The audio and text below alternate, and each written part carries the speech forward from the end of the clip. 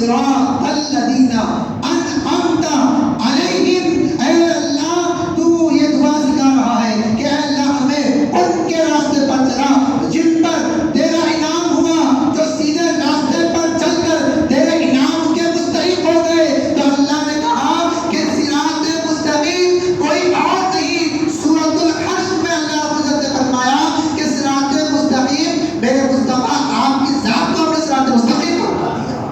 اے مصطفیٰ ہم نے تمہیں صراط مستقیم بنا دیا، جو آپ سے جڑ گیا، جو آپ کے قریب ہو گیا، جو آپ کو مان لیا، جو آپ کی تعظیم بجا لایا، اس نے صراط مستقیم پر راسمان ہو گیا۔ تو یہ صراط مستقیم صراط الذین انعمت علیہم غیر المغضوب علیہم ولا الضالین، اے اللہ ان لوگوں کے راستے پر مت چلا جن پر تیرا غضب ہوا، گمراہ ہو گئے۔ گمراہ ہونے والوں میں کون؟ ابو لہب، ابو جہل، فرعون، شداد، حامان، یہ بڑے بڑے گناہگار ہیں۔ اے اللہ جن پر تیرا غضب ہوا، ہم پر ان کا راستہ مت چلا۔ تو معلوم کیا ہوا؟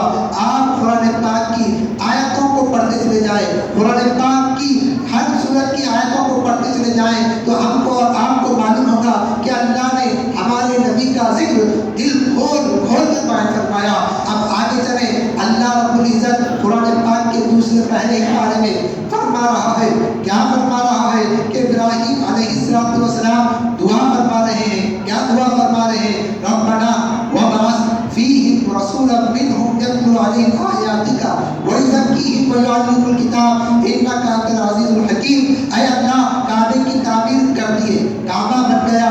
ابراہیم علیہ السلام اور اسماعیل السلام نے کعبہ تعمیر کر دیا اور کعبے کے سامنے ٹھہر کر دعا کر رہے ہیں۔ کیا دعا کر رہے ہیں؟ اے اللہ میری بیوی کو صحت دے، نہیں۔ اے اللہ میرے بیٹے کو دولت دے، نہیں۔ اے اللہ مجھے یہ عطا فرما، نہیں۔ بلکہ حضرت ابراہیم نے دعا فرمائی، کعبے کی تعمیر مکمل ہو گئی، فرمایا ربنا وبعث فیہم، اے اللہ میری ذریت میں سے، میرے اولاد میں سے ایک نبی کو بھیج۔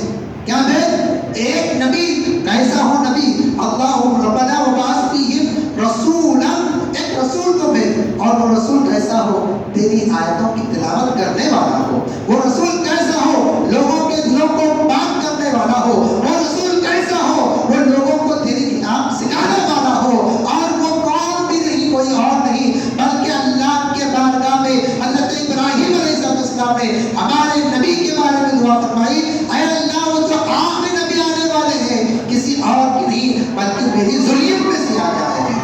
اسی لیے بتایا جاتا ہے کہ جب کعبے کی طواف ہو جائے تو کعبے کے دروازے کے دہلیز کے پاس آ کر دعا کرے، اللہ اس کے پاس آ کر دعا کرنے سے دعا کو قبول فرماتا ہے، قبول فرماتا ہے۔ تو حضرت ابراہیم علیہ السلام کے اللہ نے دعا کو قبول فرما لیا۔ یہاں سے معلوم ہوا کہ انبیاء علیہ السلام نے ہمارے نبی کے آنے سے پہلے سے ہی ہمارے نبی کی تعریف کر رہے ہیں، ان کا ذکر کر رہے ہیں، ان کی آنے کا پیغام لوگوں کو بتا رہے ہیں۔ بخاری شریف میں احادیث مبارکہ میں حضور پاک علیہ السلام کی اس حدیث مبارکہ کو محدثین نے جگہ دی اور کہا کہ بنا سرکار دو عالم صلی اللہ علیہ وسلم نے ارشاد فرمایا کہ میں وہی ہوں۔ سرکار فرماتے ہیں کہ میں وہی ہوں۔ کون؟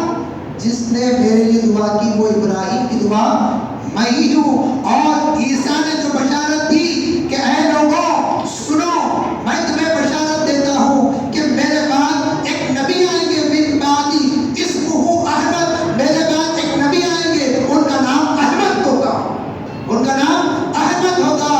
تو فرماتے ہیں اے لوگوں وہ ابراہیم کی دعا میں ہوں، عیسیٰ کی بشارت میں ہوں، اور میری والدہ کا خواب میں ہی ہوں۔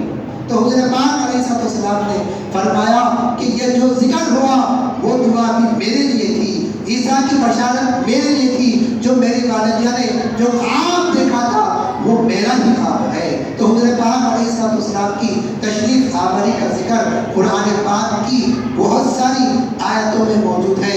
قرآن پاک کی بہت ساری آیتیں ایسی ہیں کہ جو حضور پاک علیہ السلام کی ذکر کی طرف ہم کو اور آپ کو ترغیب کرتی ہے، اور ہمیں اور آپ کو حضور پاک علیہ کے ذکر سے ہماری دعا کو